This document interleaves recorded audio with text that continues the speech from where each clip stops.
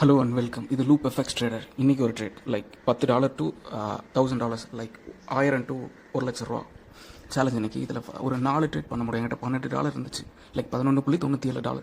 So இன்றைக்கி என்ன ஒரு ட்ரேட் எடுக்கலான்னு பார்த்தேன். காலையில் ஒரு டெமோ ட்ரேடில் 2 ட்ரேட் எடுத்திருந்தேன். அந்த 2 ட்ரேடுமே சூப்பரான ப்ராஃபிட்டில் போயிட்டு இருந்துச்சு.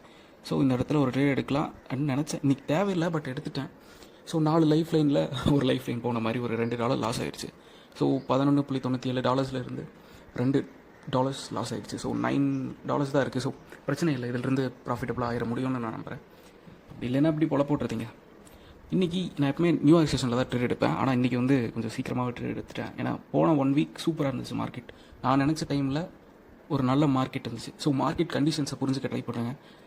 ஸோ இன்றைக்கி ட்ரேட் முடிஞ்சிருச்சு. நான் 2வது ட்ரேட் எடுத்திருந்தாலும் லாஸ் ஆகிருக்கும். எப்போ எனக்கு ஃபஸ்ட் ட்ரேட் லாஸ் ஆகுதோ டெஃபினட்டாக அவ்வளோதான், க்ளோஸ் பண்ணிட்டு போயிடணும். ரிவென்ஸ் ட்ரேட் தேவையில்லை, ஏன்னா முடிச்சு விட்டு போயிடும். ஸோ அவ்வளோதான் கைஸ்.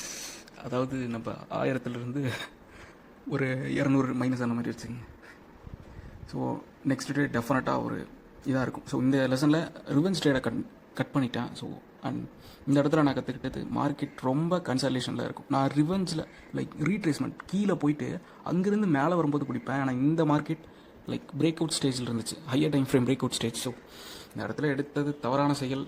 பட் ஓகே, போயிருந்துச்சுன்னா சந்தோஷப்பட்டுருப்போங்களே. நான் அதை ஸ்கேல் அப் பண்ணியிருக்கலாம்னு நினச்சேன். நான் என்ன பண்ணியிருந்தேன், அந்த இடத்துல எடுத்துட்டோமா. ஸோ அடுத்த ஒரு மேலே போயிட்டு ஒரு ரீட்ரேஸ்மெண்ட்டில் இன்னொரு ட்ரேட் எடுக்கலாம் ஸோ நினச்சேன். ஆனால் ஓவரால் மார்க்கெட் செல் சைடில் தான் இருக்குது.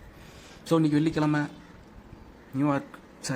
நியூ இயரில் ஃபஸ்ட் ட்ரேட் லாஸ் ஆகிடுச்சு. பிரச்சனை இல்லை, பார்த்துக்கலாம்.